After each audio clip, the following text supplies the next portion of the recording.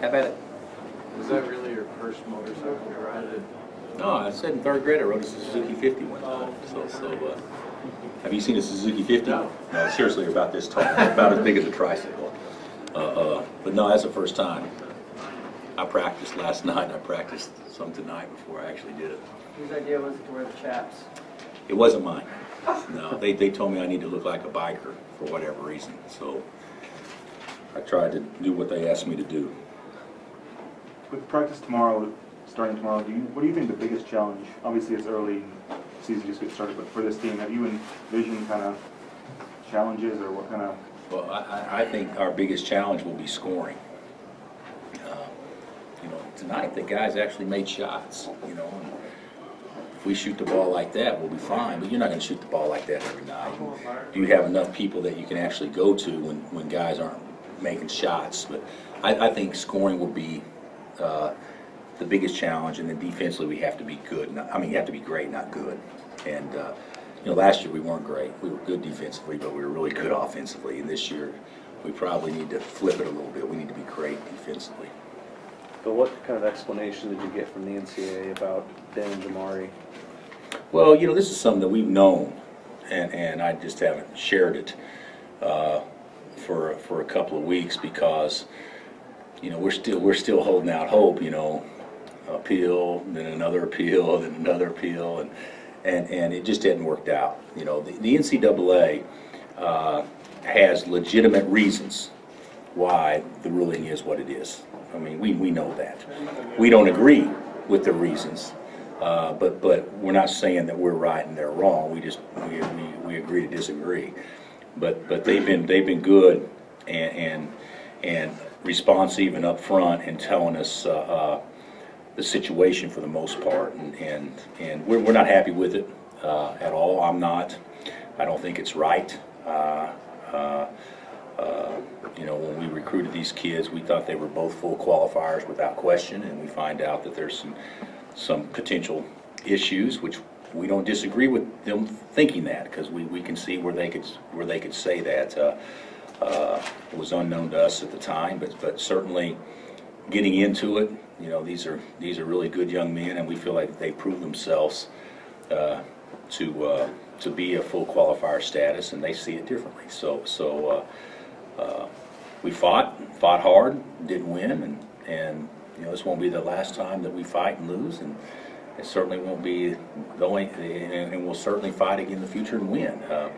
But in this particular situation, that's the ruling that they passed down, and that's where everything stands, and they will not be allowed to participate or basically do any team-related things, which is sad tonight, because I don't see what that would have hurt for them being a part and being introduced. But they can't be a part of team-related things until after the conclusion of the first semester.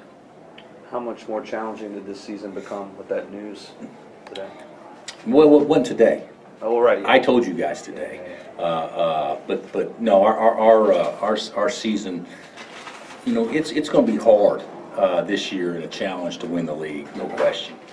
But there's a lot of people out there who would love to have Thomas Robin and Tyshawn Taylor as their anchor and their point. So I'm not gonna say poor pitiful us. I mean, but our depth situation, our team will not be the same, because you're looking at a guy inside that's definitely might have had a chance to start and play a ton. And you're looking at a guy on the perimeter that may be as good an athlete we recruited on the perimeter, period, and that's including Brandon. So I mean, we know that the way I'm looking at it, we just signed a heck of a recruiting class next year. Because if you can include these guys in next year's class, and who hopefully we're going to sign this year, I mean, that's an unbelievable recruiting class. Would you tell Ben and Jamari once the news is made official? Well, they've known for a while. They've known that we were working on it. They've known that this is where it was, and we were going to continue to work on it. And you know, I put off telling them anything till today, because I wanted them to be a part of the late night. I wanted them to at least be introduced and recognized and feel like they're a part of the team. And we got the final ruling on that today, that they could not do that. So that's when I kind of just threw the whole bucket at them, so to speak. But they weren't shocked by the news, because we had prepared them for it. What are the qualifications that make them a partial qualifier instead of a full qualifier? Well, that's an interesting question. I'm not sure that I can give you an honest answer on that, because the way that we see things is they are full qualifiers. But the NCAA, within their rules and within their judgment, they have every right to look into, delve into different situations.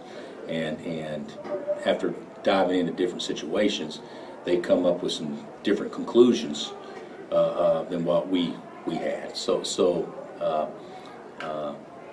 basically, in a nutshell, kids should be in college. Kids should be at Kansas.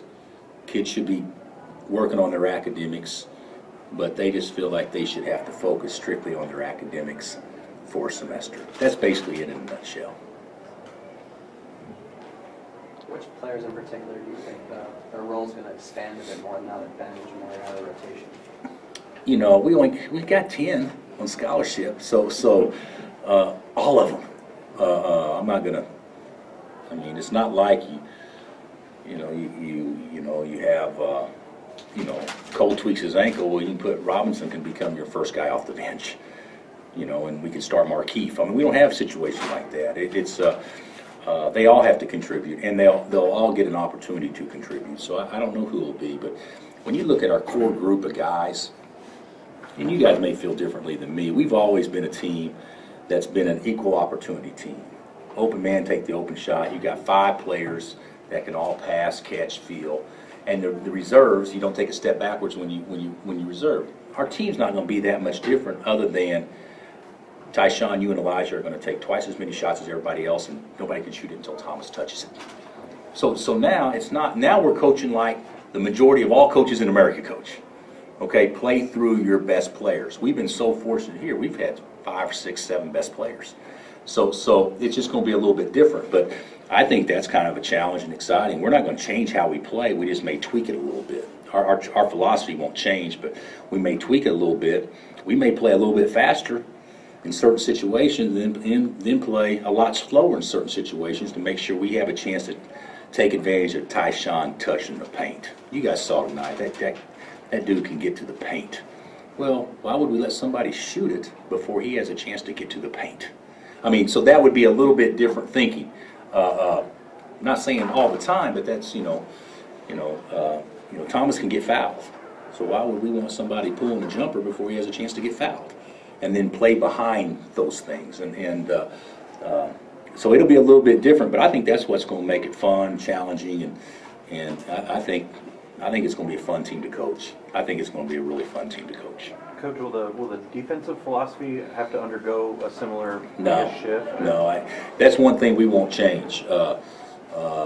We got to be better conditioned, tougher, harder, smarter, those sorts of things defensively. What we could do, because there'll be less depth, you'll probably see us play more zone.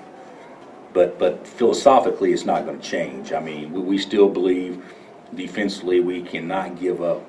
We have to give up 1 or less shots every possession, and how we go about getting there will be tweaked, but it won't be a philosophical change. We will not change that at all.